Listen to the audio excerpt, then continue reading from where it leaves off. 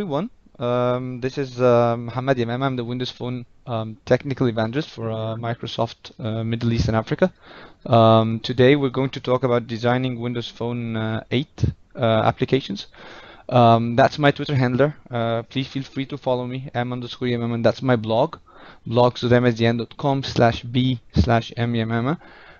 Sometimes I speak a little bit fast, not just in English, even in Arabic. So people, please feel free to stop me anytime if I'm speaking too fast, so that you can catch up with me during the session. Today's agenda, we're going to talk about the Windows phone design language, designing an application. We're going to have an introduction to XAML layout, styles and themes, how to do some data binding.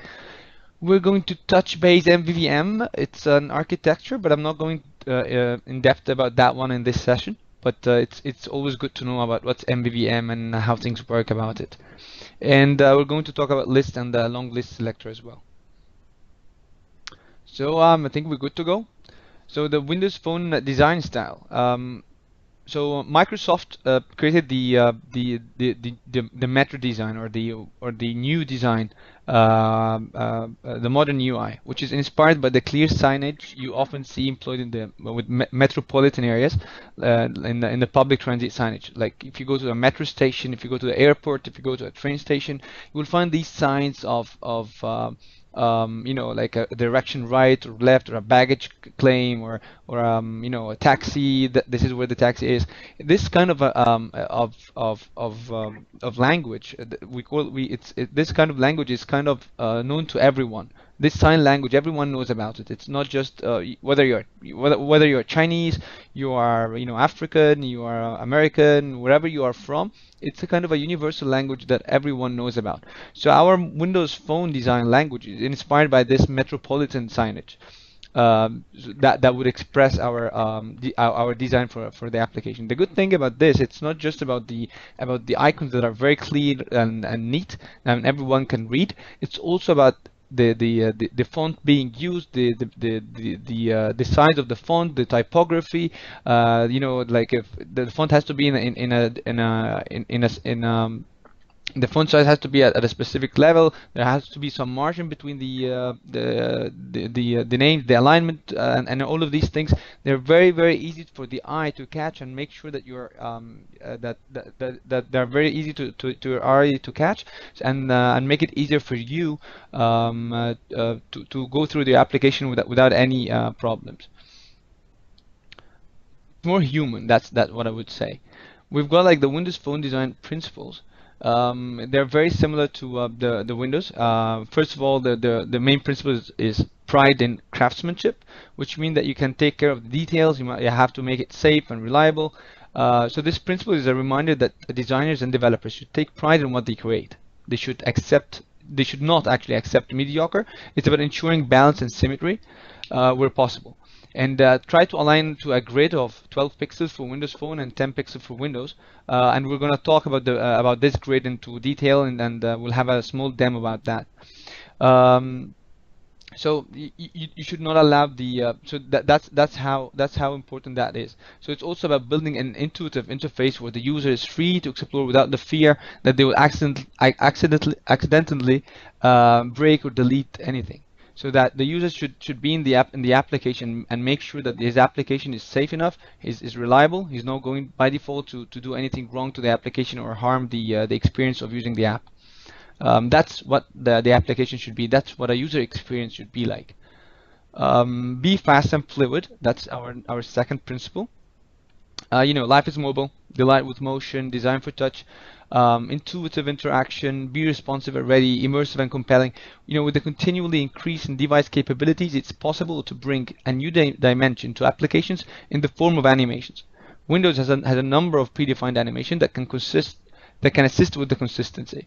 Both platforms share a similar state and transition system, whether it's a Windows Phone or Windows 8, which is powerful when designing for motion. That's or designing for touch. That what we would say. Do more with less. That's super important. It's kind of it's be great at something like focused and direct content before Chrome. We don't need to have Chrome in our application. We're focusing on the content. So the key to this principle is to focus on the core objective of the application. Too often, and this is not considered, so it can appear that an application is is showing lots of things that you're not that you're not you don't want to use, you're not familiar with, and so when designing the structure of your application, the one main question you should ask: why has the user opened the application? That's super important. Did he open the application for logging, like, I don't know, downloading a file, browsing pictures, sending an email, whatever your application logic is? That your application should address that. That you should be doing that when designing your application. I've been getting lots of things. Hearing something in IM. Are we getting questions? I mean, And okay. you can see the stage. Yeah. Okay. Did you share the slides? Yes. I shared the previous slides. It's in the group of Facebook. I'll share the link at the end of the session. Thank you. So let's get back to these slides. Okay. So again, like, just to wrap this one up, do more with less.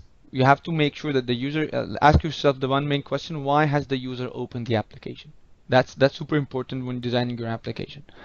Authentically digital. Cloud connected, dynamic, and alive. Your application should be, should be beautiful. We should have a beautiful use of typography, bold and vibrant colors, so that they make it easier for the users. Both platforms make, whether it's a Windows Phone or Windows 8, they make extensive use of bold block colors, which is a relatively flat style. And this kind of focus, allowing applications to breathe and not cramming everything onto a single page. So this is really important. So just don't try to be what it's not. Just make the application connected. It's that's super important. Win as one. That's the last principle. Fit into the UI model, reduce redundancy. You don't have to have two buttons doing the same thing. So the Windows and Windows Phone, I mean, like, again, these principles are shared between Windows and Windows Phone. And so the Windows and Windows Phone have a unique design language that runs through the core applications. It's important that application developers respect the design of the platform. Whether that's for better or worse. I mean, you have to respect the design of the platform, and where possible, adapt your brand to complement the design language, so that you give the users, any users using the Windows Phone, this kind of the Windows Phone and the consistent user experience across the application they're having. That's super important for that. So, like, just to wrap that up, it's like these are the principles: pride in craftsmanship, be fast and fluid, win as one, do more with less. You have to be authentically digital.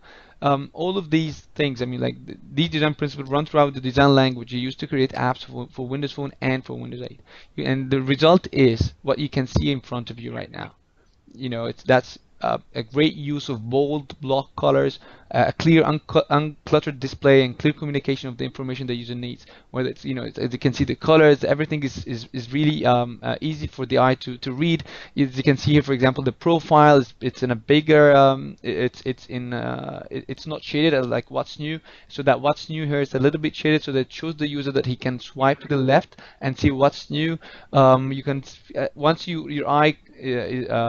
you put your eye on this page, for example, first thing you'll see is the picture, the profile, and then the call mobile, and then it's how the sizes are being hierarchy for Windows Phone. This is super important.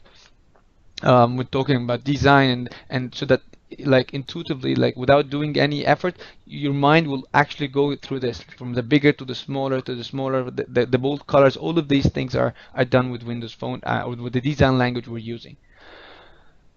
So Windows Phone 8 SDK and the Windows Phone design style. The Windows Phone uses a default font called Segoe WP. All project templates and controls use this style by default. There are other many aspects of design that together make up Windows design language as applied to Windows Phone, like the spacing and what we mentioned. if you want to know more about Windows Phone design style, you can read the user experience design guidelines at the link here. I'll just go through it. I mean, you can download this experience from a document from AppHub or from the URL shown on the slide. I mean, come on. I mean, in fact, you can't call yourself a phone developer until you have at least read them and know that by heart. So let's just, before going to designing an application, let's share with you how the design the link that I shared with you would be like. I can just paste that link in the IM for now, and then but definitely the slides will be shared with all of you. So that's the link.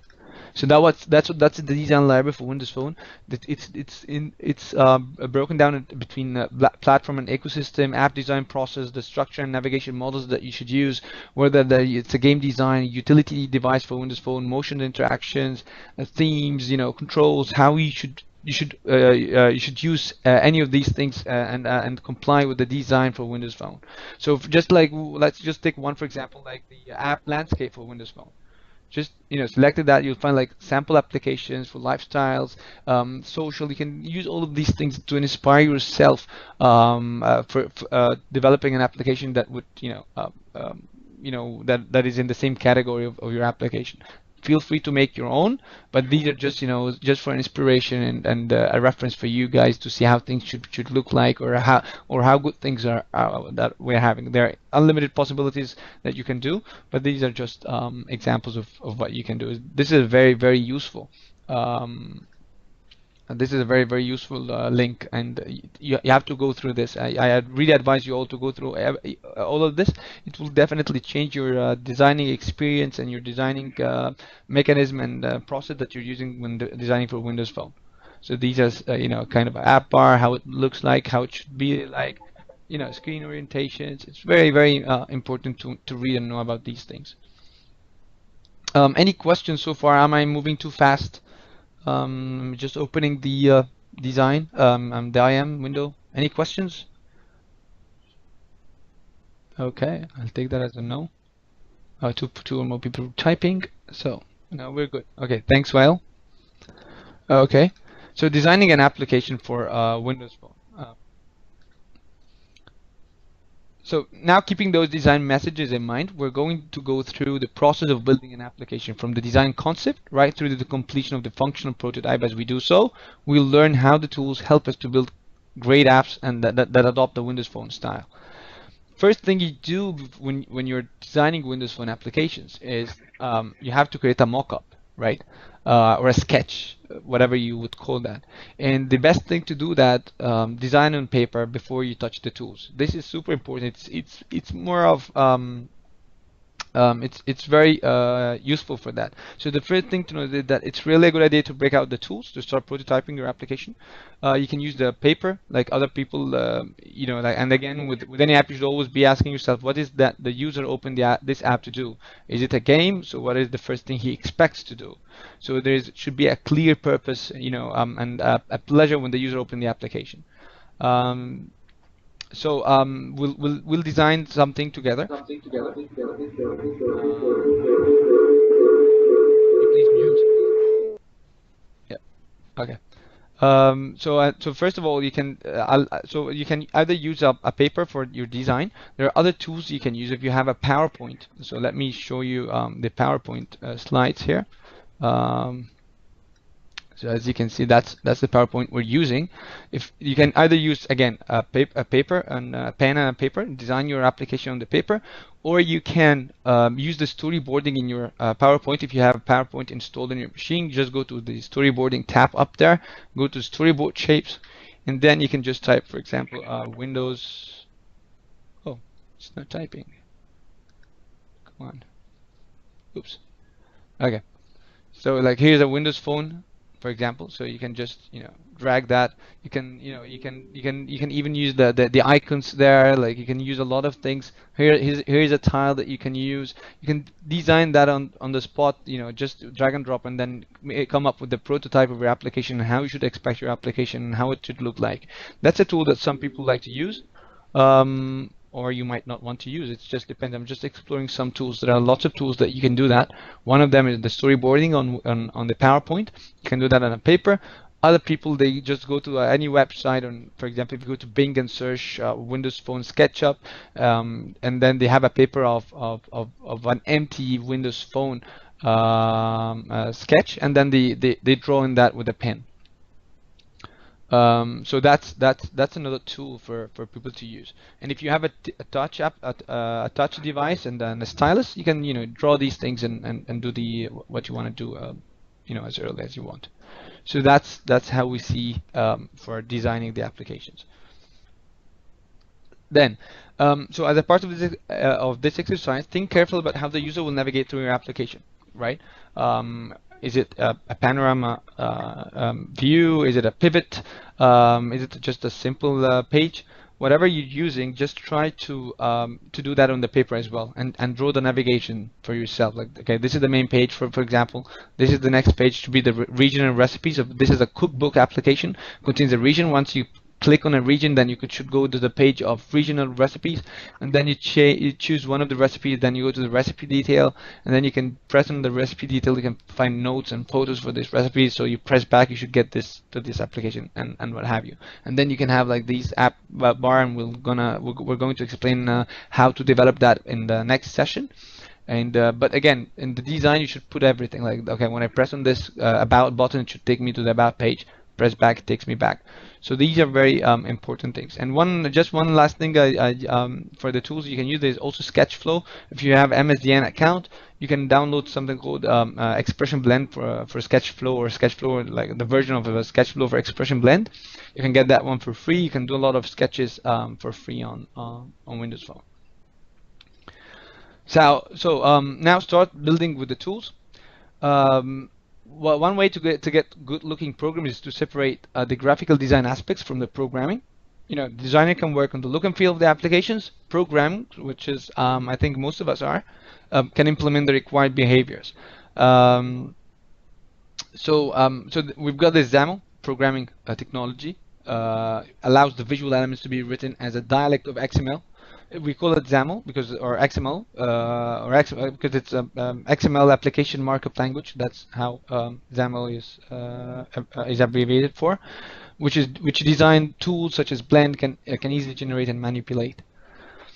So for Windows Phone, we use the XAML for the UI, and whether it's C# or Visual Basic code files for the code behind and the logic for your application. So So again, the tools. We've got a UX designer, can use Blend to specify the appearance of the user interface. Version of the Blend of the phone is applied as a part of the phone SDK. You don't need to download the Expression Blend for Windows Phone. Once you install the SDK, it's there. It's one of the tools installed. So you don't have to worry about that one. And again, as we've mentioned, tools for the job or tools for the the engine of your application is the code creation, is the Visual Studio. We use that primarily. You can create the UI in Visual Studio, by the way, just the same as you can create code in Blend. However, Blend offers you, I mean, if you are a designer, you use like, I don't know, any design tools. Blend is more of, it will give you this kind of design experience and feel, and it gives you more accessibility to deeper design capability that you'd like to work on. So so that's how we use it. So Visual Studio provides design environment, but it's not as advanced as Blend. Okay, what about design style and programming? So the thought processes of programmers usually focus on the technical challenges they need to solve in the code when thinking of an application that is absolutely fine, right? However, user acceptance and looking at how applications are, I mean, like, you can find an application that is amazing app, has a great functionality, but with a bad look and feel, people might choose to go for another application with a great UI and not doing as many functions as the other application would do. It's how things are in the modern days. And I think like most successful apps have a great UI, and the look and feel of the user interface is very important. So I mean, like no matter how good the code is, if the program is hard to use, it will not be, you know, popular. I mean, like just you'll just use it because you have to, unless so that's which is not what you want your application. You want to drag more downloads for your application and more usage for that one. Okay, so that's so if you know if you know any you know, graphic designers, it's worth getting them on your development team to get, you know, things for yourself if you just want to go beyond development and, you know, getting like just beyond the normal design. But if you can't, I mean, like it depends on how you planning your application. Okay, project templates and components. I mean, the Windows Phone SDK installs a set of different project templates, as you can see here in the picture. Whether it's a Windows Phone application, this is the normal one, a data-bound class library, and Panorama app, Pivot app, a XAML, Direct 3D, and XAML and XNA. These are for gaming. HTML5 application. It's about it's another sort of an application. Oops. And some background agents as well. So what happens is, I mean, like all of these are kind of an entry points to your application, right? And so each of them maps onto a particular style of your application. You can easily go to your application. I mean, like you can easily turn a Windows Phone Panorama app into a Windows Phone app template. It just makes it easier for you if you're planning to develop a Panorama application to just, you know, just use this template and make things easier for yourself. So again, so these are the main 4 templates for application. So we've got the Windows Phone application and the Windows Phone data-bound application. These templates both create simple apps that consist of 1 or 2 pages respectively. We've got also the Pivot and Panorama templates that create applications built around the Pivot and the Panorama controls. Again, these application styles are particularly interesting as they demonstrate one of the innovative user experience of Windows Phone that the Windows Phone brings to the smartphones. And just if you're not, if you're new to the Pivot and the Panorama, that's you know, the Panorama is the phone screen is made to feel like a window to on a much broader landscape behind it. While the user swipes left or right in order to reveal a bit more of the content. So if we take a look at this, so these are 3 types of application, different user experiences. So if you can take if this is the normal one, the Windows Phone application, that's the normal template, almost the most empty one. That's the data bound, where it creates a kind of an MVVM, a simple MVVM application where you can bind your data or bind your interface, which is here a list or in a pivot table, to you can bind that to a data source, and as you can see, as I told you, if you can see, like first and the second is a bit dimmed. This just gives the user the feeling that there's some more information behind if he just, you know, hovers or swipes the page to the left. Same for the Panorama. As you can see, there's a little bit of the next Panorama item available. This is not made, that was made by design so that the user would know that there's something more here, and again that he would swipe. It's not like just, you know, a bold page and then you should expect something on the right and that you don't know of. This is very important from a user experience perspective. Oops, okay. So let's take an introduction to the XAML layout. So this is a pivot page that displays details of a recipe. I just, you know, I hope you're not that hungry. That looked like a pie. And in this picture, you know, we've got like we're going to design this picture, this page right now. We're going to do that from scratch, just to show you guys how we can do that. It's very easy to implement. Adding a picture and some data here and what have you. So you know, so the app we're building is the Contoso cookbook. You know, in fact, there is a good principle to work here. You could create every page as a standalone entity. You know, it depends on how you want the application to look like. You can make a page by page. You can create a pivot or a panorama. Depends on what you do. But here's the examples about pivot pages, and this is how the pivot page looks like. It contains of pivot. That's the pivot control, and inside the pivot control, there's a pivot headers and a pivot items control. The pivot headers, that includes the you know, the title. You can delete that or keep it. It's okay for you. Which is the name of the application, and then some items that you can add. And this is the XAML code. This is this XAML code is the UI of this. This is kind of a copy of what's in here, but this code generates that view for you. So as you can see, it's a grid, and the grid is kind of a table. And as we know, like tables are amazing when you talk about designing. So if you're not familiar with a grid is a kind of a table, and most designs are now like, you know, like the design of Windows Phone is all around the grid, and the grid has got the pivot title, which is the pivot application. You can change that here, you can change that there, whatever you can do, and inside that you can find items. You can generate more items. So this is the pivot item number 1, and inside it is another grid. And once you swipe to the item 2, you'll find another pivot item as well, that and the grid that you can overwrite and add the code that you would like to show for the people.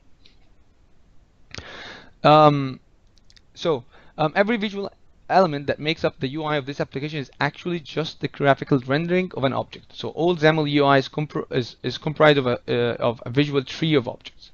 Okay, this is standard UI fare. Nearly all graphical programming systems work the same way. It's not just the XAML.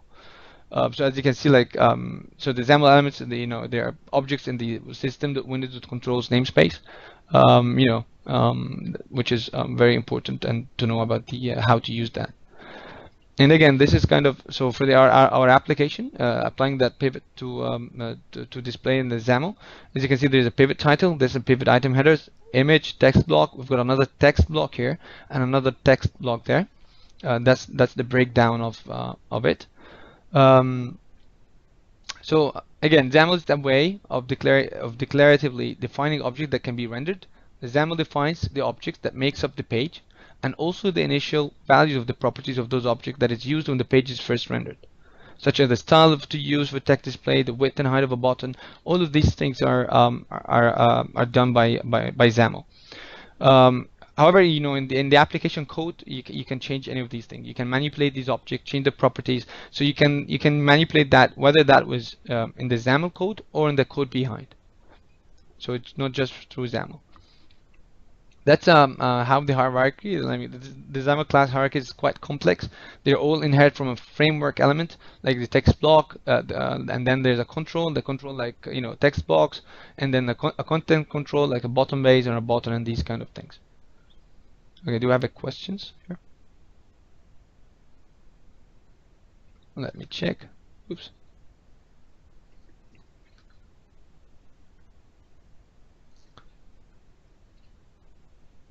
Okay, and you went silent.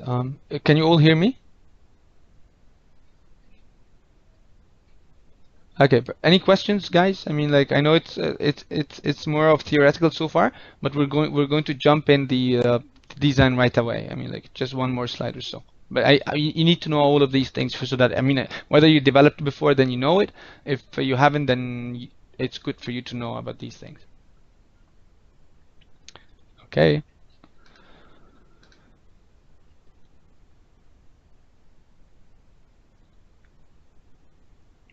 So again, as we mentioned earlier, XAML is XML. It's simply text-based. So the slide shows the main UI of the first pane in our pivot. We're going to do that, so I don't want to spend much time about that. If you take a look about this grid container element, so again, this is a pivot item, okay? And again, the pivot item is just for you. Again, we have the pivot page. Let me just go back. So the recipe, this is a pivot item. Oops. Okay, the recipe, this is a pivot item. Ingredients, this is another pivot item. Okay, so when I'm now talking about the pivot item, I'm talking about this recipe. So now I'm inside my pivot item, which is the recipe. I have raw definitions, which is I have 3 rows. And again, as I told you earlier, this is just imagine a grid as a table with rows and columns. Okay, and now I'm defining each row, how the height of that row would be. So I have now 3 rows. The first row is 240. I just set the height for 240, and I inserted in that row an image, like a recipe image, and then I'm stretching that one. And then I added a scroll viewer, grid.row1, And yeah, so the grow just before I get this question, it's zero based, not so the first row is row zero, but you don't have to put it as if it's row zero. I mean, like the default one to keep is row zero. Other than that, you have to specify it. You can keep, I can type gridded row zero if I want, but it's unnecessary. So I did not add it. It was not added. And then the scroll viewer. Then the scroll viewer, we added that to the second row definition as asterisk. And then we have another row definition of height auto. And the difference between auto and the asterisk is very important. The auto is where the row's height is automatically assigned to the value of this height is assigned to the content of this row. And the asterisk and the star here means of the second row that whatever left, that's the second row should look like. Is that okay for you guys? I mean, like, you have a question for that, because this is very important. The importance of a star and auto in your when you're assigning the height or the width of your controls or of your roles.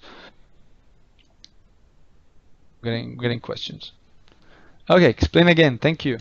So again, so when you are so okay, imagine that. Okay, so let's take a look at this. Okay, so again, as you can see, there is a 240. We have three rows. The first one of height 240, this is a fixed height. No matter what I'm adding, the height will be fixed to 240. And then I have two rows, the star and the auto. So if we took here this picture, we have this is 240, this is the height, and then we have this is a height of a star, and this is the height of auto. Auto means is, you know, it will automatically scale to the controls inside it. So if the control of the prep time, the text block here, prep time is, for example, like 50 height, then this height will be 50, okay? And then the star will take the rest left on the page to assign what's inside it. Did that? Okay, perfect. Okay, let's do this kind of let's go to Visual Studio and open our a new application just to show or maybe not. Okay, let me hold on a second. I think I can start. So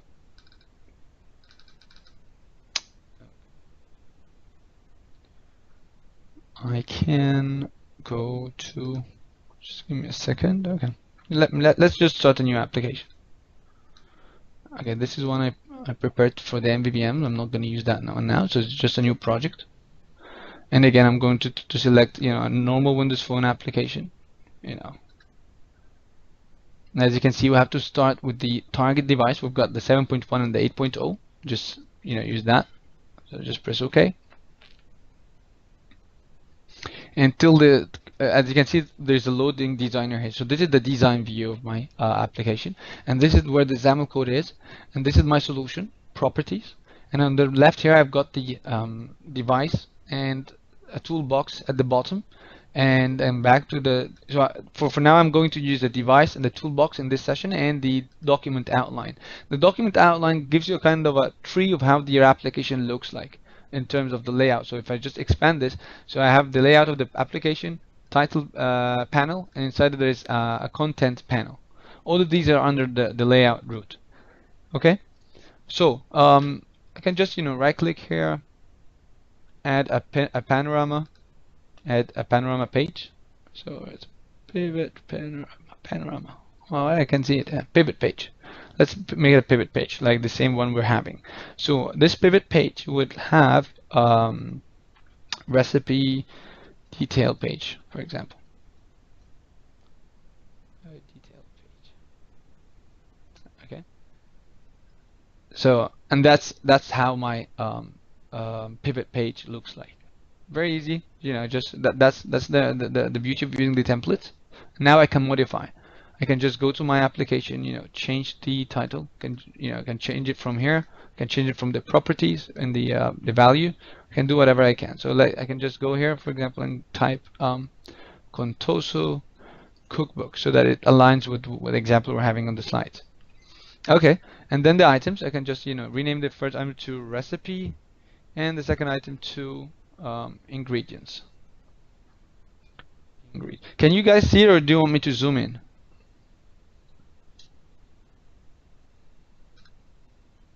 Okay, perfect.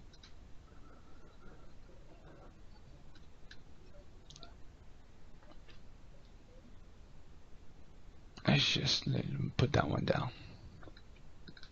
Okay, so that's, as you can see, like, it's very easy. Once I just, click here, I just move to this pivot item and just go there, it goes to the other pivot item. So, again, and inside this, so if I go to the document outline again, this is, I got everything, like all my controls is there. So I can just, select whichever pivot item I have. I can rename them so that I can use them in the background and the code behind. I can open that, as you can see, I can find the grid and it's highlighted there. I can replace this grid. I can do whatever I can. Okay, and as you can see, if I come up with my mouse here, you can see that there is this yellow line. Now this helps very much if you want to specify the rows and the columns of your grid. So I can just click here, for example. That's a first row, for example. Can go there, add another row. Can go there, add another row. So this is how you can change that. So now I have 4 rows and they're automatically created on the other side, correct? So again, and then I can just go and drag a text block, for example, here.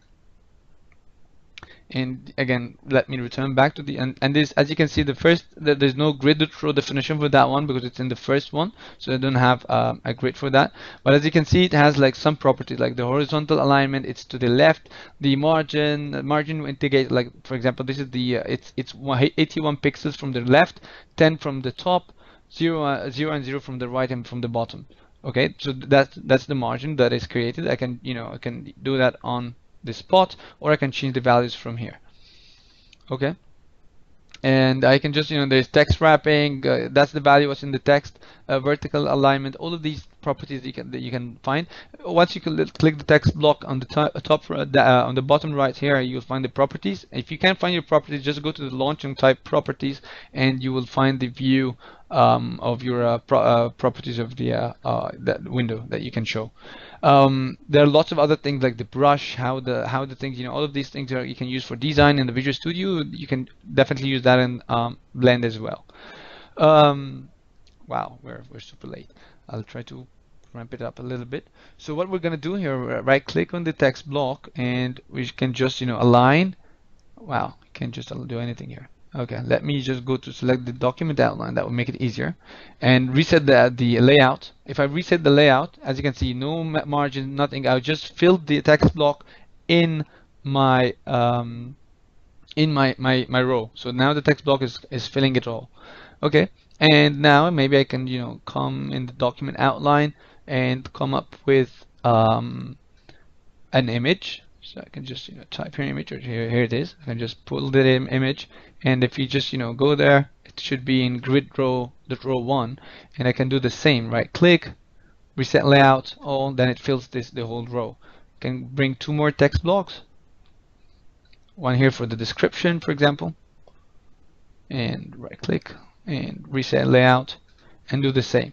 And for example here, because I need a preparation time and a time for that one, I can just add, go here for the document outline, select the, okay, and there's another one, I guess. Oh, okay, yep. And now I can just, add up, wow, I made a mistake here, as you can see, because the description might be a little bit long. So before I add a text block here, I think I should add a scroll viewer first. So I can just, add a scroll viewer. Oh, it's not added in where I want, so it's very useful to use the grid and then go to my toolbox and add a scroll viewer. Just and inside my scroll viewer I can just push a text block inside, and as you can see here, inside the scroll viewer the text block is added, and again all of this in the grid.row.2, and again I can do what I did, and then right click, reset layout. Wow, did not use it. Just make sure we're selecting it in the right way. Right click, reset layout. Oh, that is not happening.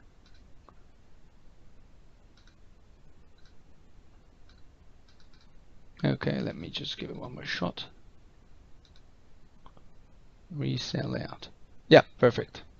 I just had it to select the scroll viewer on the top instead of, I think I did that with the text block instead. So moving on to the grid again, I can just, add, you can also add a stack panel. So what's a stack panel? A stack panel, if you work with arrays before the stack, a stack means that things are put on top of each other, right? That's what a stack would be. Create the row 3, just make sure that the stack is in the right place. And inside this stack, I can just make sure. So in the stack, I'll put two. I want to add two text blocks next to each other. So normally the stack behavior is you put things on top of each other. You can put things next to each other. So in order to do that, I need to go to the stack panel and go to my layout here and change the orientation from vertical to horizontal. Now anything I add in this stack will be put next to each other. If you want to be, you don't want to be stuck to how the stack would be like every control next to each other or on top of each other. You want to have more freedom in terms of putting things wherever you want. I would advise you to go to the canvas control. There's this canvas control. C, where is the C?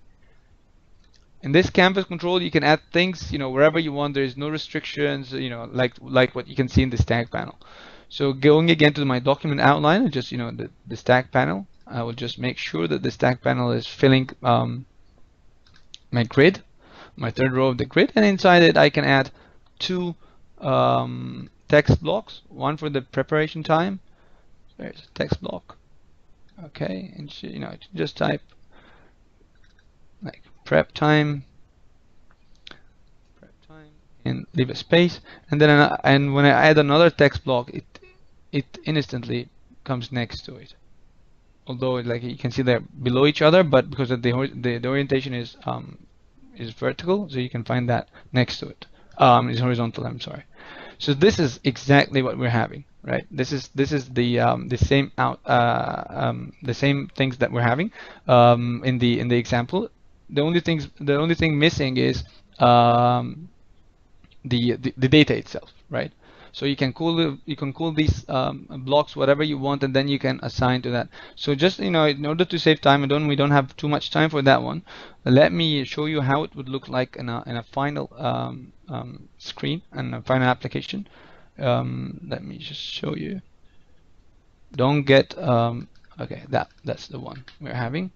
That's the recipe detail page we made. Okay.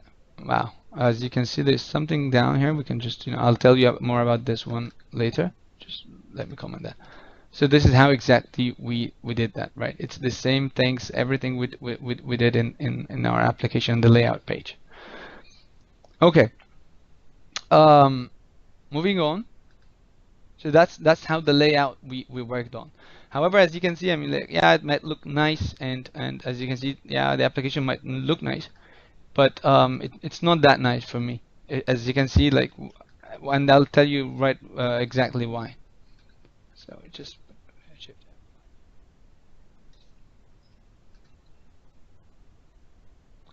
okay. Okay. First of all, there's two things we have to take to know about. First of all is the styles of the elements, which means that a lot of application fails submission when you publish the application to the store, because in Visual Studio or in Windows Phone, we've got something called the device. We've got something called the theme. There are two themes. There's a dark theme and a light theme. So if we switch to the light theme, things are now clear, but at some things the styles might not be clear. If you're using custom things or anything, this white and black thing would not appear. So it's always good to test your application against light and dark theme. Okay, so this is super important. So some people do something very some people do something you can set the foreground color of the text explicitly using the colors such as white or antique gray or whatever you want, but this is not a good idea. Like when you go to each text block and specify the foreground color to white, or all of these things, when the code is really big, maybe in very simple application that might be okay, but when the code is really big, it's it's not advisable to do that. So when you're setting the color of the text block, so if you set the color to be white, so let's go here again to the Visual Studio, and if I go to this text block and for example just like make the foreground color to white. Oh no, not white. Okay, and then you switch the theme to light. As you can see, it's not it doesn't appear for you, right? So this is very important so that you know. I mean, like normally the text box would appear, but if you're trying to do apply the themes or the things you would like, they will disappear. So you need to make sure you're doing that correctly. I mean, like again, whenever you switch it, because your application will fail submission to the store if you're not handling this. You can either do that manually, it's not a good idea at all, or you can use something called the styles, the foreground styles. That's an example of what we just shown. So the good thing about styles in Windows Phone, I mean the answer to this issue that we have the styles. Not only matches the font sizes used by the first-party applications on Windows Phone, so that it gives you the same look and feel of using the platform, but also that like they are theme aware, which means that if you use a white foreground color when the theme is dark, a black foreground color when the theme is light is there. Right, so it gives you this contrast so that you don't feel bad about it. So you can either type it like style equals static resource font small style, or you can use the normal style or a subtle style. There are really a lot of styles that you can use. Or if you're like me, you don't like to code a lot, you want to use the tools. The Windows Phone 8 SDK, the theme designer is incorporated into Visual Studio, making it easy to see what the effect of applying each of the styles would be like in the design time. So you can just right click and edit style, apply resource, and select from a big list of resources that is there, like a huge style, a font text accent style, which is compliant with the text with the theme of your phone. These are very important things to check if you want the application to work with the theme of the phone or whatever. If you want to create your custom style, you can do that. But I mean, like I don't see. I mean, unless you want to do that, you can do it. But it's you have got a big list really. From my point of view, they're good. They're good to have. So alignment of UI elements is important. So just to take one look at the one last thing about the styles, I just wanna. So for example, this right back. Oops. Okay. Just I'm just Control Z. I want to get things to the end. Right click on this text block, for example, edit style, and apply the resource, and then I can check the accent of the phone because it's red, right? That's the accent of the phone. For example, there are lots of accents. I can make it like pink. So if the tile on the phone will be pink, that one will be pink as well. So that's what we mean by accent. You can make it steel. You can do whatever you want. That's very, very cool. I mean, like it depends on how you want the application to look like. Any questions so far?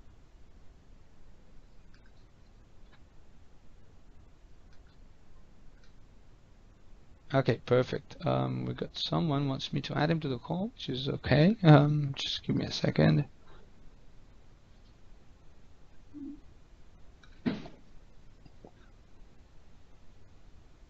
Okay. Okay, let's get back to the slides. When switching between dark, there's a question here. When switching between dark and light theme, do we choose a color that can appear on both themes, or there is a way to fix that?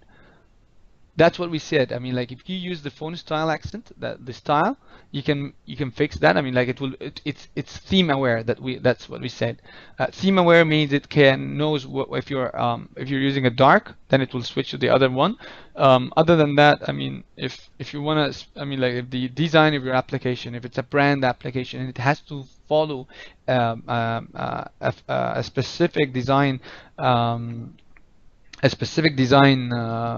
Guidelines, or so that the application would look the same and match the marketing guidelines of this brand, then you can do that and explicitly give colors to whatever you want, and then you can check.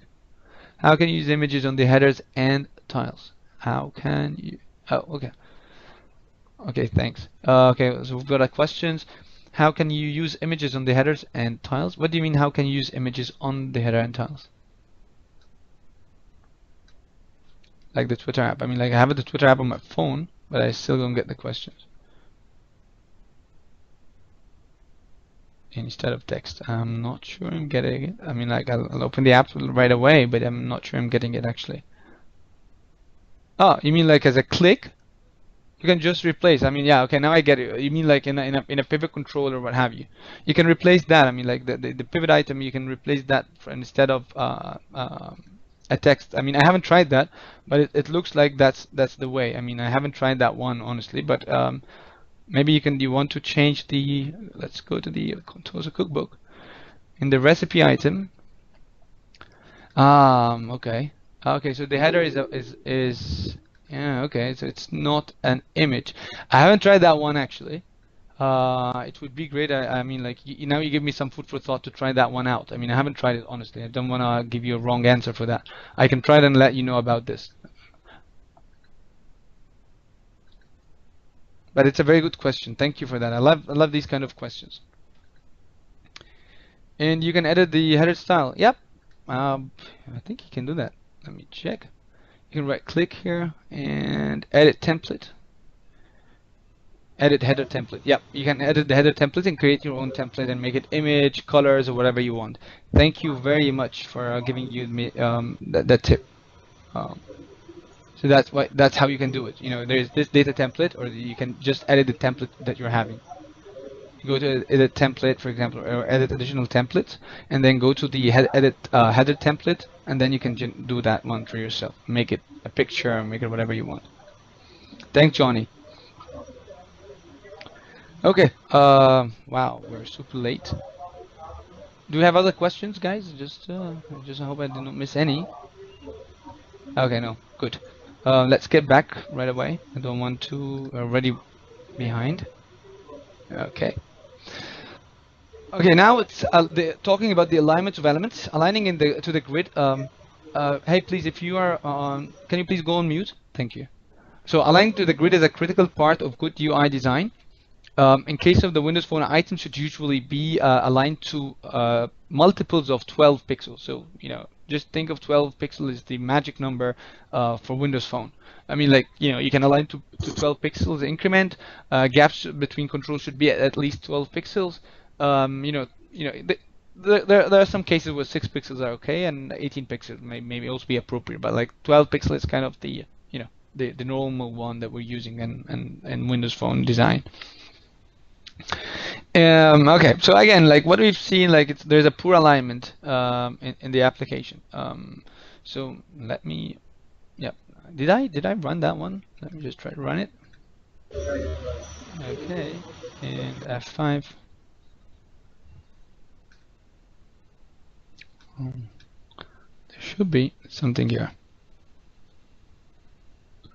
Now I just pressed F5, so it's building the project. Wow. Okay, let's build it. Maybe I'm having it deep in a long folder. Just give it one more shot. Could not copy. Okay. Yep. So let me check. Am I running anything? Yeah, I think I have two symbols running. Just let me. Okay. Let me give it one more time. I got someone here wants control from my side. Sorry, I'm not gonna give you that. Is it building? Okay, build is started. Succeeded, and let's load it. Okay. So that's how it looks like. I mean, with the binding to the images and the data and everything. I just showed you how the layout would look like. One of the things some of the subtle details that you need to double check is again the alignment. So as you can see, for example, in this kind of an example, you might not be I mean, like, you might put the image or the text in a bad way, like the poor alignment with the content with the header, like this one, they place flour and butter in a food processor with the recipe, for example, this header. Page margin like not 24 pixels, no spacing between the elements. All of these things you can go through and could ruin the user experience for yourself. So what you can do is here, okay, no spacing between elements, as you can see, like this is what we're having. What we can do is like, there's one thing you can do with laying out to the grid is to turn on the 12 pixel alignment grid in the designer. It's available in Visual Studio and in Blend. You just click the one at the bottom here, this button at the bottom, the designer window, to overlay a 12 pixel alignment grid. So if you are not, like, you don't have a good, that good eye details and you can see it well, there's also an alignment grid overlay that you can use. So all new projects that you add to your Windows Phone, they include alignment grid.png picture. That's under the assets. You'll find alignment grid.png in the assets folder. You can overlay that grid at design and runtime by uncommenting the XAML, and that shows it. So that's just, I mean, like that's how things would look like. And then you can just make sure that your text block is kind of aligned up there and to the left, and make sure that these things are done. So this is very important for you from a user experience, and make sure that your application looks nice in that sense. So you can use the margin property to insert the 12. Remember when we talked about that we need the 12 pixels from the left and what have you. You can all do that to your applications. I've got a question here. This should help change color for theme aware. Okay. So how do we do this grid? I just want to show you guys. It's okay. The grid. So again, this is our recipe page. I mean, you go whenever you create a new page in your new page, you'll find this code commented at the bottom. So you can just get this as a copy inside your page app, and then, for example, go down here and paste it, and then uncomment that code. Let me just make sure it's fitting correctly. Okay, and again, like that's the grid. I myself, I don't see, like, my eyes are really getting used to this kind of a grid. Maybe if you got a better, you can see it better than I am, then good for you. But I don't see it very easy for myself. You just use that and uncomment, and immediately you'll find the text. It's aligned to the grid to the left, 12 pixels there. It's amazing. I mean, you can go and, like, to make sure that everything is fine. You just select the text block here, for example. Do we have a margin already defined? For example, you can do like 12 from the left. That would push you to the left, because the grid itself is fine. But you can do all of these things. Make sure that eventually it should look like in the proper way. And once you're done, just uncomment or remove this grid from your application.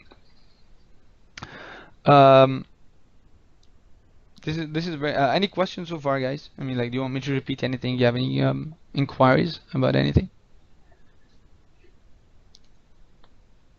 Okay, I'll take that as a no. And okay, working with styles. Oh wow, we are almost out of time, but I need to go on for something. I want to talk a little bit about data binding.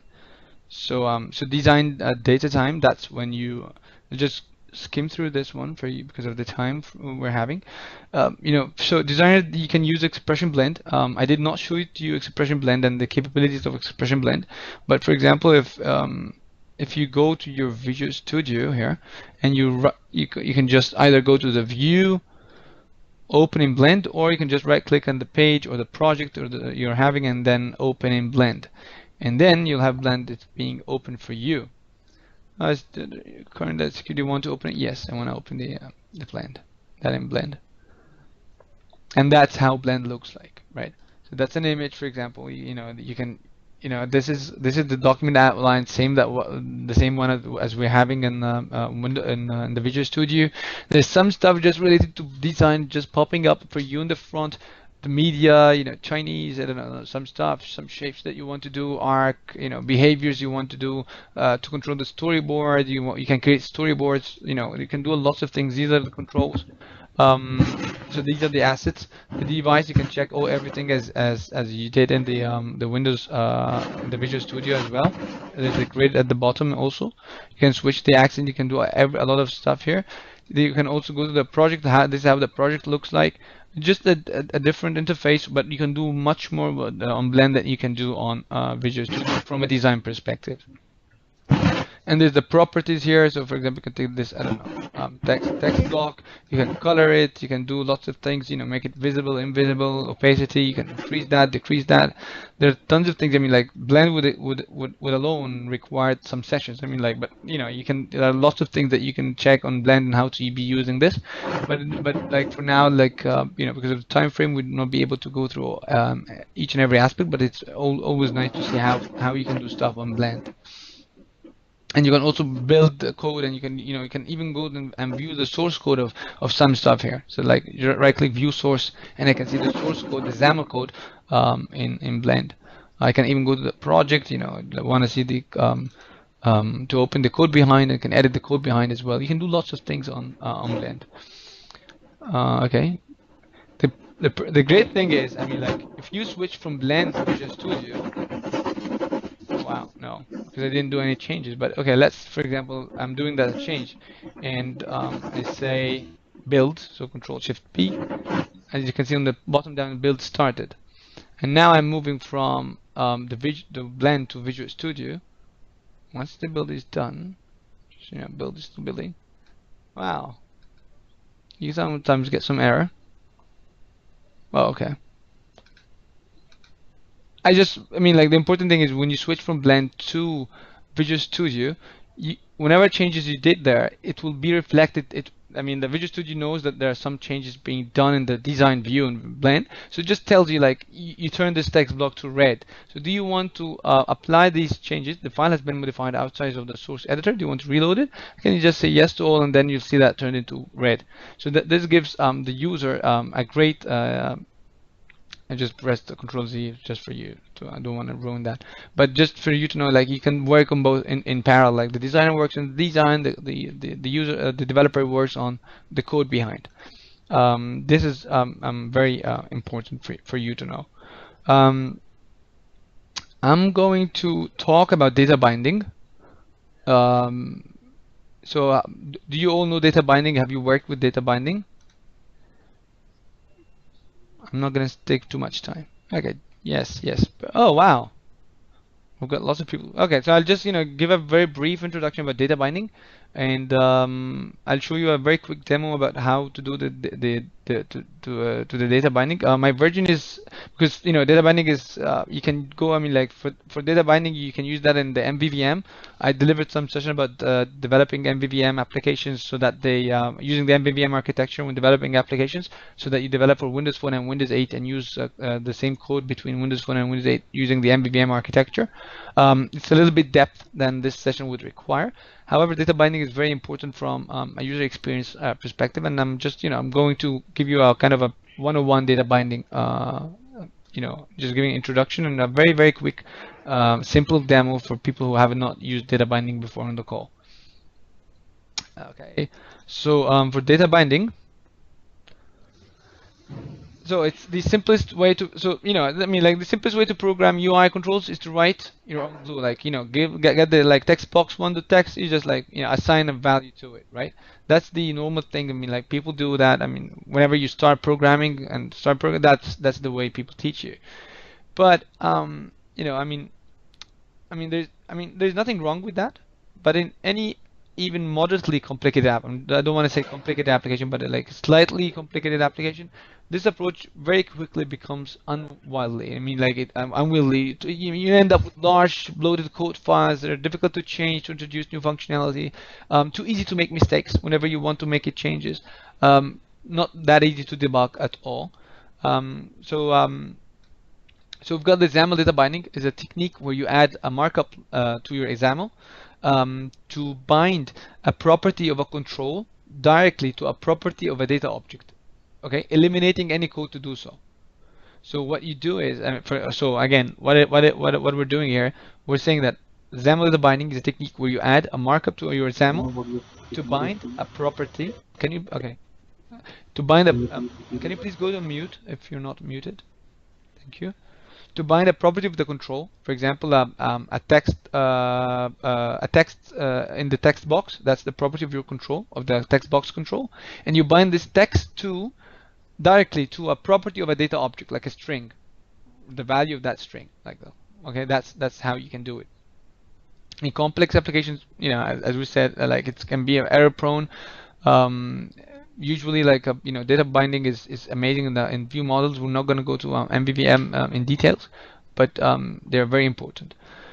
Data binding in XAML, this is how you can do it. You can just, you know, again, in XAML, you can remember when we used to replace the text. I mean, like we have like my application, we replace that with Contoso Cookbook, and then the way you can bind it is if your page is the data context of the page is assigned to a view model, for example, you can bind this text to that to a property in the items of your view model. So in this example, you can see that the text property of the text block control is not a literal string, right? It's like between parentheses, binding directions, which is not a literal string, but to a specially formatted string known as a markup extension, which is the binding directions. And the brackets and enclose a binding statement, which starts with the keyword binding, and direction is the name of the property of the bound data object, where this text block will get the value to show. Okay, so the binding statement does not say exactly which data object it is used to supply the value.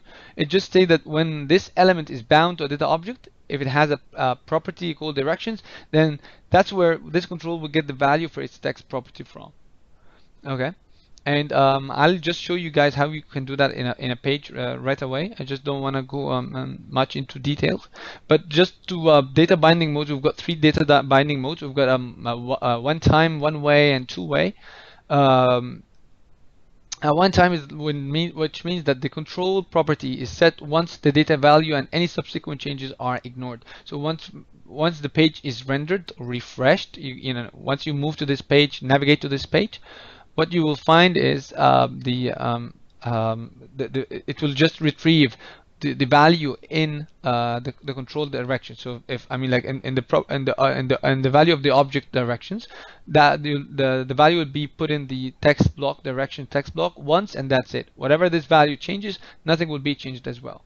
Okay, that's when it's one way. It's kind of one time per render. The one way, which means that whenever a changes happens to this direction, it will reflect to this text block. So, for example, imagine you're connected to a I don't know, maybe you have a control of that is showing the score of a football match. So you can do that as a one way, right? Why? Because the text block will show the score, and while the match is live, whenever someone scores a goal, you just update it once, and then if you have the same page open, it will just keep updating the score whenever you update that on the back end from your application. The two-way means that you can do that two-way. I mean, like it's from the name, it's two-way, which means that if users can interact and change the values in the back end as well. So like imagine you're having a that's usually being done with text boxes and radio buttons. So for example, you have a form where users fill, for example, and so the user will edit this form value, and then it will be reflected and saved in a database or something at the end. Questions? We're getting some questions. The default mode. Okay, good question. What's the default mode for data binding? Oh, should we just bind page data context to view models? Well, I mean, like no. The default mode of data. Oh, wait. Okay, sorry. The default one. Oh, sorry. The default mode for data binding is the one way. I mean, like unless that's the default, the one way. Unless you put it at one time or two way, that's different. But the default one is the one way. You have a question. If we simply write binding without any further value, then what will happen? I'm not sure I get this question. Without just type binding Yeah, I think I did that before. Um, yeah, it binds to. I need to double check that one, but I think it binds to the existence thing in the if it has the same name. I need to double check that one, Osama, for you. Okay.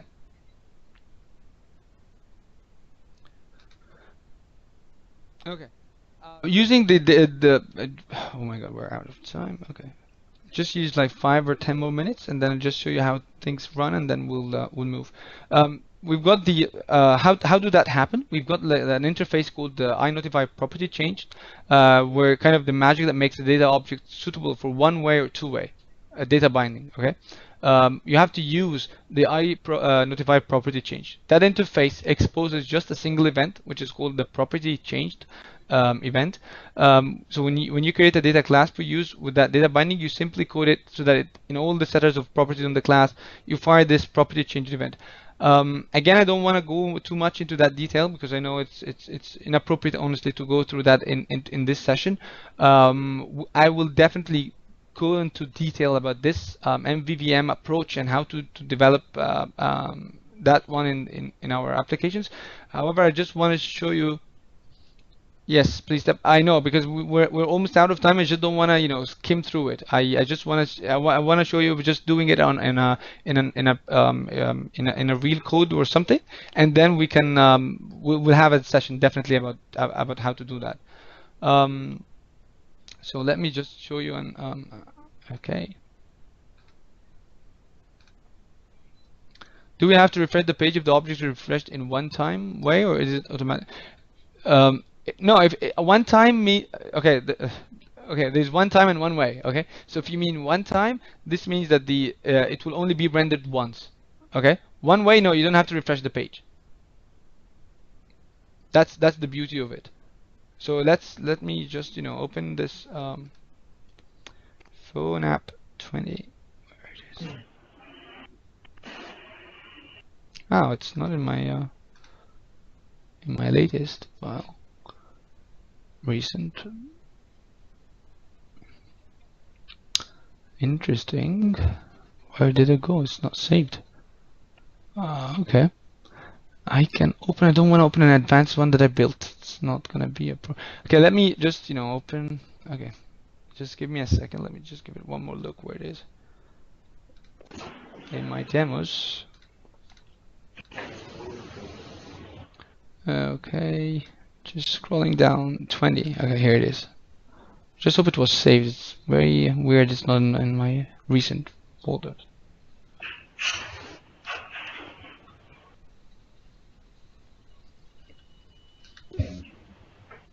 Okay, so in this application, it's just I mean, like if you're familiar with building classes, I have this class called my record.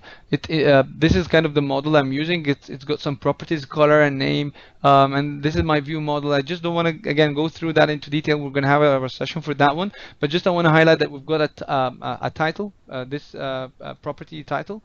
And this title is I'm just adding that as EMM as records, and what we have here in the main page, you can just go for your main page and open was 10 here, for example, in the main page, and just use the data context. You just new data context, and then you can just assign that to your view model, and you will find this this code is being generated for you right away.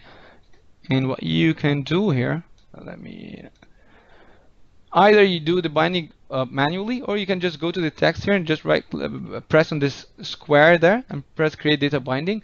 That's the fastest way to do it, and you can just click title and look at that. Automatically does that as a YMMS record. I mean the value of the string. Zoom in. Yep. Sorry for that. Okay. Let me do it one more time. So just for you who did not see it. So okay. So as you can see, again, I have my view model class. It's got some data. The view model is where you connect your view to your data, and the model class is this model is where you set up your own class and implementing the iNotify property change. We're going to go through that into detail. I just don't want to, guys, go into details for a big topic in a few minutes. But all you need to do, I mean, once you have this thing implemented, all you can do is, I mean, you can go to your page, right? And then you can just go to the data context of your page and just use the My View model that is there, and just press OK. And now you'll find this code being generated for you. It means that your page, from this page application data context is bound to the My View model class. And then you can select, for example, this text block, and then either you can change the text here and do it manually, like the title, binding to title, or if you're you just want to save time, you can just press on this black box down on the right, create data binding, and just select the title and press OK. And look at that. It's the same thing. I mean, you don't have to write and remember, for example, if you don't want to do that, but it just, you know, it's binding the title automatically. You can do lots of these things. I mean, you can even bind the list to that. But the list will take you to the data templates, and data templates, again, like the header for the Twitter, as we mentioned, you can edit the template of the header. You can edit even templates for lists and do whatever you want. So, for example, if we added this list here, just let me uncomment. So this is a long list. Okay, I'm just, you know, just added this one here. You know, just let me add it. So in your toolbox in Windows Phone 7 we had a list box. In Windows Phone 8 we can just use the list box, the long list selector. And in the long list selector here, as you can see, it's there. We can just, you know, fit that, and again reset the layout, and we'll come up with a long list selector. Just I don't want to, you know, I just wanted to show you how you do that. And then okay, the item sources and template. Okay, just, you know, so this is how you get it, right? This is to long list selector, and in my long list selector I can just go to my item source down on the right here, item source. Okay, and I can create data binding to this, to the source, to the records. Record is something called observable collection, which contains a list of objects. Okay, observable collection of type my record of the class that I created, and contains a list of objects which is a count and a color. Okay, and that's what I created here. So all you have to do, again, it's the same way. Just, you know, assign the item source, right click, create data binding, and then choose the records, and then you will find the things here. But this should be a color and a number, not these numbers. So what you can do is right click, edit data template, or edit additional templates, and then in the item template for the list box you can create a new template for yourself, which I did actually in before the session. Here it is, just, you know, commented that one for you. We can have it, we can do that into much details when we when we go through the data binding and the MVVM. We can do that into detail. So here's the data template we're having. I'll show you even a ready-made one for you guys. And data template. Wow. Oh, we're having an error. Wow, where is it? Okay.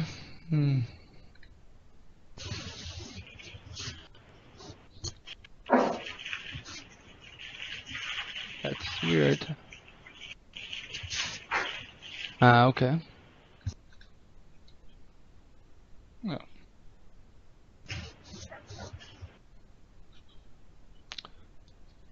Interesting. Okay, let me just, you know, do that again. We can just, you know, create our own data templates. The way you do it, you know, right click, edit item template. Oh, I have it already here. So this is my record template. I already have it installed. So I'm just choosing that one.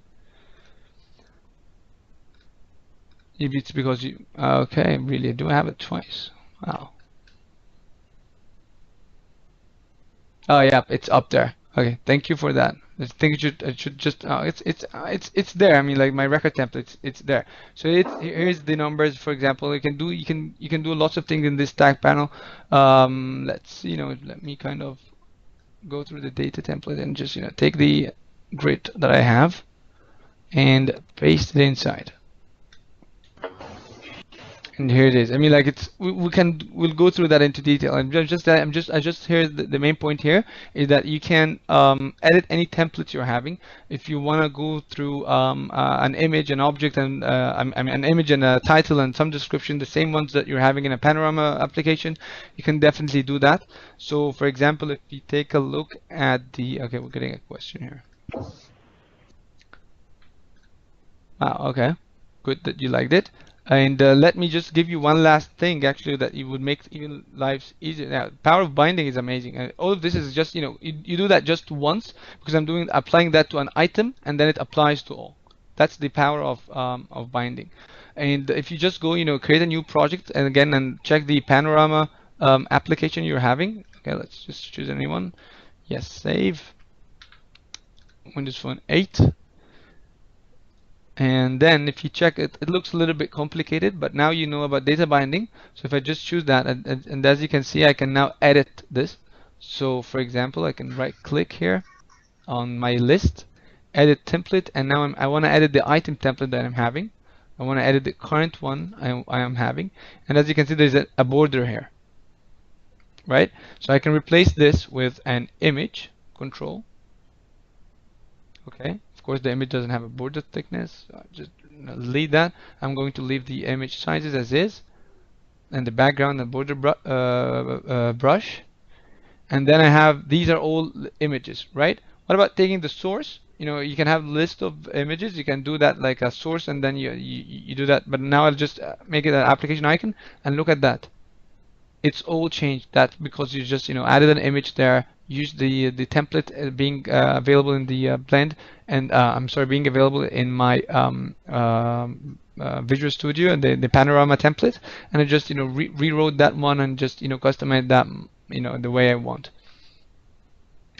So that's an example of how you can do that with images. And by the way, this image is in the is there. I mean, like you'll find this image, the application icon image. It's in every solution, just for you if you don't know about it. I think I think we need to wrap it up because we're way beyond the time. So sorry guys for keeping you longer than expected. Try to make sure things are it's an hour and a half. I think we're good.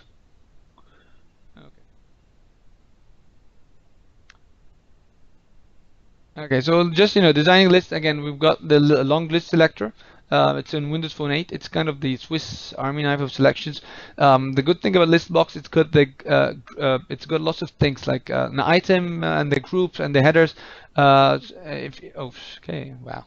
The item groups and the headers, you can have these things. For example, like if you have a long list, then you can itemize these. They can be alphabetically, they can be by dates, you can make it categories, you can categorize your content if you want. You can do lots and lots of cool stuff using the long list selector. Yep, I think we should go now. I mean, like, do you guys have any questions about the data templates or Windows Phone so far? I mean, like, come on. Oh, thank you, Leslie. Any questions? Anything was not clear other than MVVM because oops, I stopped presenting.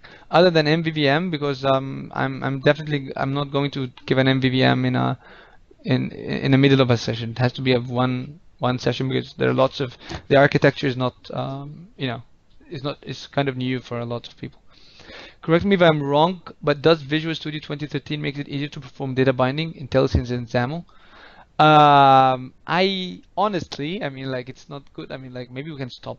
Okay, no, I'm not going to stop recording. I haven't used the Visual Studio 2013 for developing for Windows Phone yet. I've been sticking to the 2012 so far. I mean, like, I know that 2013 is super important if you're developing for Windows 8.1.